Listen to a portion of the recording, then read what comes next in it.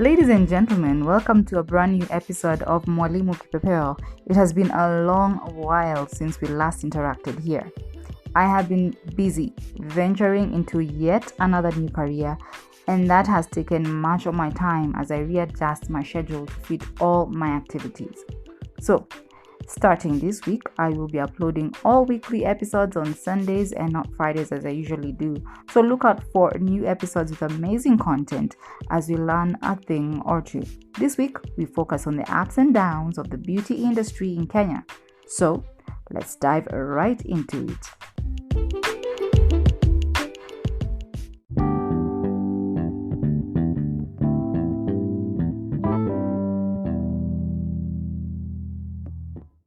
The beauty industry in Kenya is valued at over 100 billion shillings. Globally, the industry is strong and only getting stronger, up from $483 billion in 2022 to $511 billion in 2021. And with an annual compounded growth rate of 4.7% worldwide, is predicted to exceed $716 billion by 2025. The beauty industry includes makeup, hair, cosmetics, perfume, and colognes, among others. My interest with makeup started at a very young age. My parents did not like the whole idea of its application, but I managed to sneak some from time to time until they finally got used to it. I eventually started applying professional makeup when I got into the media industry, and through that, I slowly learned how to do my own makeup by watching our resident makeup artists apply makeup on our news anchors and reporters. I was inquisitive, asked too many questions just to know what goes where and why. So, my guest this week is one of those resident makeup artists, and I am proud to host her. Dorothy Mbabu and I go way back, courtesy of her young brother who was in the same class with me in primary school over 20 years ago. Dorothy is like a big sister to me. She doesn't look her age, and for that, I call her a vampire because she never ages at all. So, ladies and gentlemen, let's take some time and listen to what she thinks about the beauty industry and the journey she has had to take to get her to where she is today. Hi, Dottie. Briefly introduce yourself to our listeners. My name's Dorothy Gakimbabu. I'm a professional makeup artist and also a barber. I also work at K24. I do bridal makeup, TVC makeup, portraits, rosacea, and anything concerning makeup.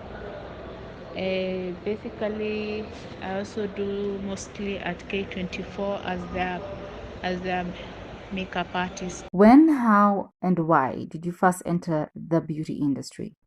First of all, I attended hairdressing.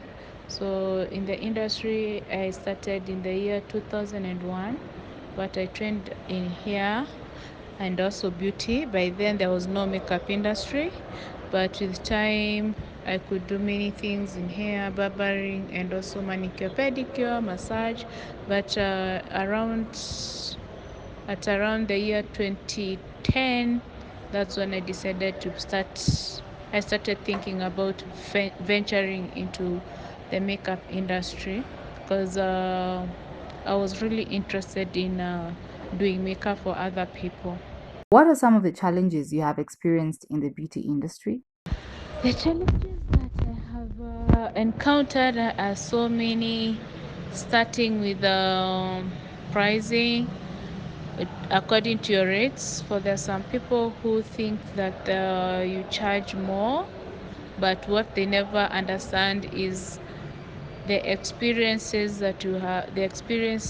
you since you started doing makeup, also that you've been in the industry for some time, and also that you have paid to go to be trained, and also your knowledge concerning makeup is also connected to it. So number one is according to the rates. Number two, people tend to think makeup is just an application, or where makeup is more of a technique to enhance your inner beauty without changing you or making you to look like another personality. And the other thing is some people really don't value makeup artists. They think they're just people who have no future, or they just undermine your services, and not understanding we are also a part of this society and also part of this industry that where we offer services, and they think that makeup is just, it's not, it cannot be a full-time job. And also another experiences I have encountered is um, basically those are the most important experiences that I've encountered in my life, my makeup industry, of which as time goes by they are changing because people are starting to understand more about makeup, what is done, the services, the products, because the products are not cheap either. They are not cheap. If you were not in this industry, what would you have been doing? If I was not in the beauty industry, I would have been a judge or a magistrate. I don't know how I ended up doing makeup, but being a judge or a lawyer was more of my career goals. Okay, so what would you advise anyone who would like to venture into the beauty industry? Venturing into the beauty industry. Number one, practicing. Number two, confidence.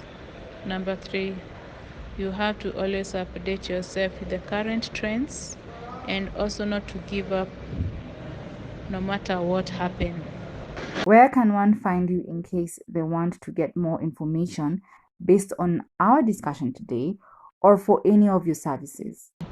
You can find me on my Instagram and Facebook page as Doughty Artistry, and also my email number is doughtyartistry@gmail.com, and also you can find me on WhatsApp call or message on 0721 854 999.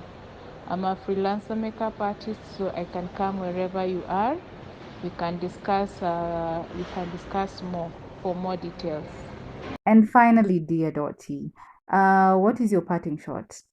What is that one thing that you'd like our listeners to remember about this conversation today? My parting shot is that never give up. Never give up. And no matter whatever you do, keep on practicing. Inconsistency is always the key, and you'll never stop learning in any industry. In beauty industry, the good thing is you can always practice with different kind of people and expand more and get updated to the latest trends also.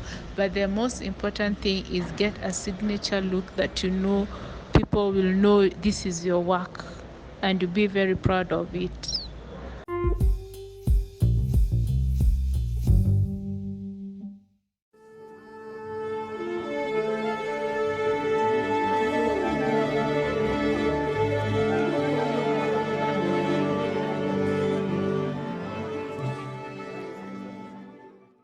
The first Sunday in April, like today, is celebrated as Geoscientists Day to recognize geoscientists around the world and their contributions to society.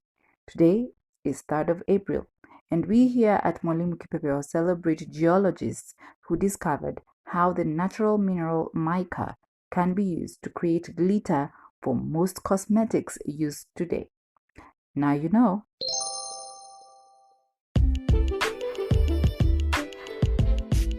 I'm Jasmine Wamburi, and you've been listening to Mwalimu Kipepeo, the podcast.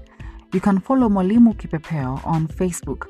If you haven't yet, please rate and review this podcast. Join me next week for another episode of Mwalimu Kipepeo. Thank you for listening.